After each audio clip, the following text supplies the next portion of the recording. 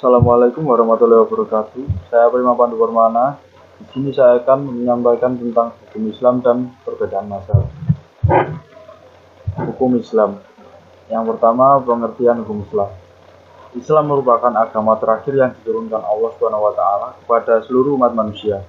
Sebagai agama terakhir, Islam memberikan bimbingan dan tuntunan kepada pemeluknya berupa seperangkat aturan agar kehidupan mereka dapat berjalan dengan baik, sehingga pada gilirannya bisa melahirkan kesejahteraan, kedamaian, dan kebahagiaan di dunia dan akhirat. Aturan-aturan itulah yang kemudian disebut dengan hukum Islam atau Islamic law. Dalam khazanah pemikiran hukum Islam, untuk menyebut segala aturan yang terlahir dari Islam, umat Islam tidak hanya menamainya dengan hukum Islam. Ada istilah-istilah lain yang secara konseptual maknanya sangat berdekatan, bahkan terkadang sulit dibedakan antara yang satu dengan yang lain. Istilah-istilah tersebut adalah syariah dan fikih. Ketiga istilah ini dalam penggunaannya oleh umat Islam tidak jarang menimbulkan kerancuan satu dengan yang lain.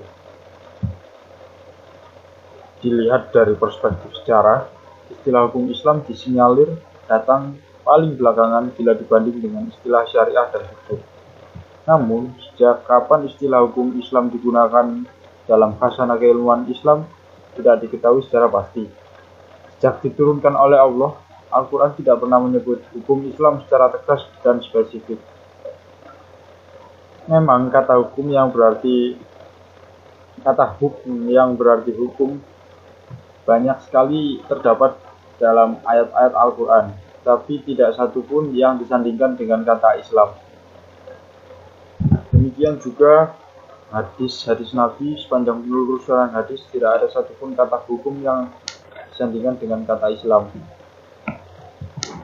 Hal ini setidaknya menunjukkan bahwa pada generasi awal Islam, istilah hukum Islam belum pernah digunakan pada masa-masa itu. Berbeda dengan penamaan hukum Islam, penggunaan istilah syariah dan fikih banyak dijumpai dalam Al-Quran dan hadis Nabi. Salah satunya bisa dilihat pada Quran Surat Al-Jaziyah.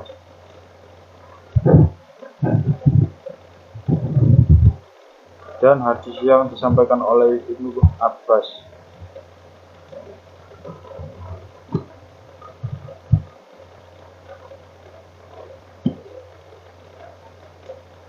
Mencermati sejarah di atas dapat dipahami bahwa istilah hukum Islam merupakan sebuah istilah yang muncul belakangan dibanding syariah dan fikih. Namun demikian, penggunaan istilah hukum Islam oleh sebagian umat muslim lebih familiar pada istilah syariah dan fikih.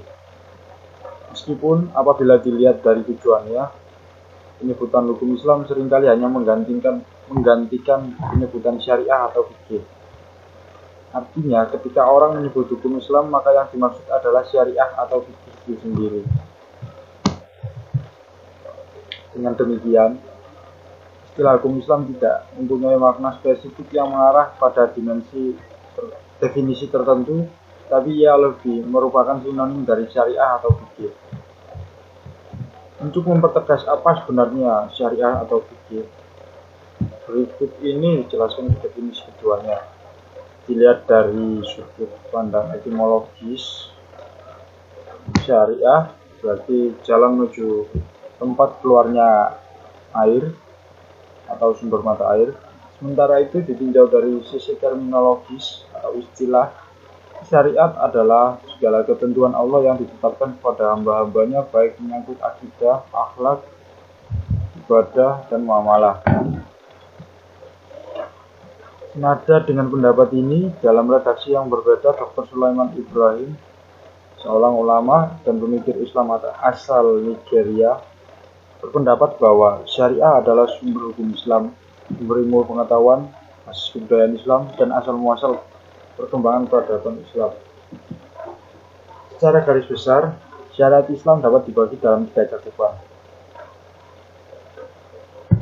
Yang pertama meliputi petunjuk dan bimbingan untuk memperoleh pengenalan atau makrifat yang benar tentang Allah dan alam gaib yang disebut alam syariah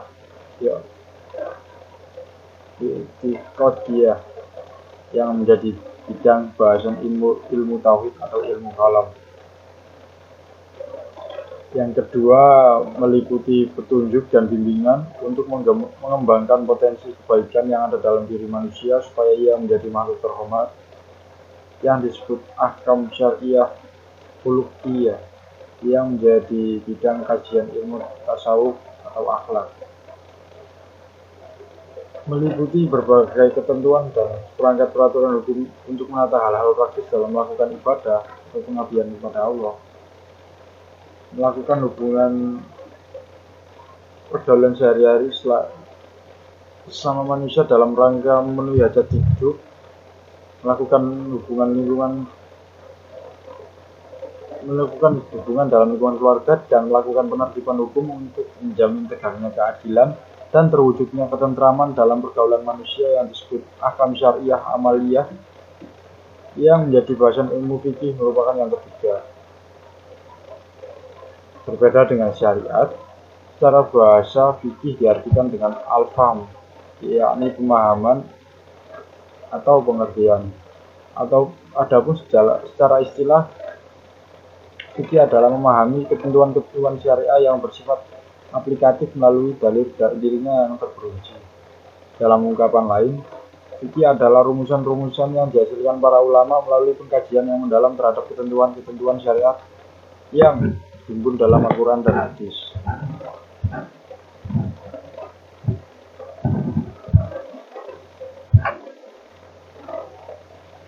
Merujuk pada penjelasan tersebut tadi, dapat dipahami bahwa syariat dan fikih adalah dua hal yang berbeda, tetapi mempunyai hubungan yang sangat erat. Lalu ragam pendekatan hukum Islam. Sebagaimana dijelaskan sebelumnya bahwa syariah merupakan rumusan yang bersifat global, oleh karenanya agar lebih spesifik perlu dipahami dan ditafsirkan menjadi kaidah-kaidah yang lebih rinci. Dalam rangka memahami syariah itulah, terdapat banyak ragam pendekatan yang dikembangkan oleh para ulama, di mana tujuannya adalah dapat menemukan pemahaman yang paling dekat dengan makna sebenarnya yang terkandung dalam Al-Quran dan hadis. Setidaknya ada 3 ragam pemahaman yang dapat diketahui, yaitu tekstualis atau transkriptualis, rasionalis, dan kontekstual.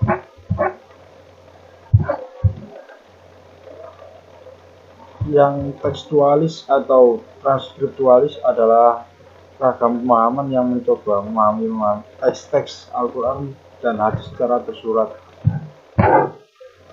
Lalu pada pemahaman rasionalis, ragam pemahaman ini mencoba memahami teks-teks Al-Quran dan hadis secara tersurat atau makna di dalam teks.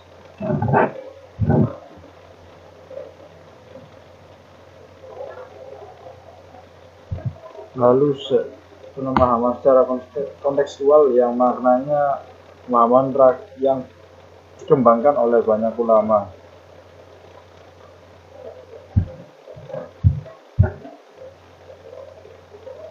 Lalu sumber hukum Islam. Sumber hukum Islam secara keseluruhan ada 3, yakni Al-Quran, hadis, dan ijtihad. Kedua sumber yang pertama merupakan sumber pokok, dan yang ketiga atau ijtihad adalah sumber pelengkap atau sumber tambahan. Hal ini sesuai dengan petunjuk Rasul melalui Muadz bin Jabal seperti yang digambarkan dalam hadis yang diriwayatkan oleh Imam Baihaqi dari Muadz bin Jabal radhiyallahu an, bahwa Rasulullah SAW ketika akan mengirimnya ke Yaman berkata, "Wahai Muadz, bagaimana caranya engkau memutuskan perkara yang dibawa kepadamu?" Muadz menjawab, "Saya akan memutuskannya menurut yang tersebut dalam kitabullah." Nabi SAW bertanya lagi, "Kalau engkau tidak menemukan hal itu dalam kitabullah?" Muadz menjawab, "Saya akan memutuskannya menurut sunnah Rasulnya." Lalu Nabi SAW bertanya lagi, "Kalau hal itu tidak ditemukan juga dalam sunnah Rasul?" Lalu Muadz menjawab, "Saya akan berijtihad tanpa ragu sedikit pun." Mendengar jawaban itu, Nabi Muhammad SAW lalu meletakkan kedua tangannya pada Muadz dan berkata, "Segala puji bagi Allah yang telah memberi taufik taufik utusan Rasulullah sehingga menyenangkan hati Rasulnya. Al-Quran dan hadis sebagai sumber pokok hukum Islam secara umum telah mengatur prinsip-prinsip yang terkait dengan ibadah. Namun dalam hal di luar ibadah seperti muamalah, keduanya tidak secara tegas mengaturnya. Dalam hal muamalah, Al-Quran dan hadis hanya memberikan rambu-rambu kapan hal itu boleh dikerjakan dan kapan tidak boleh. Bahkan Rasul dalam suatu kesempatan menyampaikan kepada seorang sahabat beliau untuk memberikan kebebasan kepadanya dalam mengelola urusan duniawi dengan mengatakan, "Antum a'lamu bi amri dunyakum." Yang artinya kamu lebih mengetahui urusan duniamu. Hadis riwayat Muslim. Keberadaan Al-Quran dan hadis yang bersifat global menyebabkan umat Islam harus melakukan penafsiran terhadap keduanya dalam kaidah-kaidah yang lebih konkret, aplikatif, dan praktis agar keduanya dapat dengan mudah dipahami dan selanjutnya dilaksanakan. Namun demikian, yang harus diperhatikan bahwa penafsiran Al-Quran dan hadis harus dilakukan secara hati-hati dan tidak gegabah. Selain itu, mereka harus membekali dirinya dengan keilmuan yang dapat digunakan untuk menafsirkan keduanya, seperti penguasaan bahasa Arab, ulumul Quran, usul fiqh,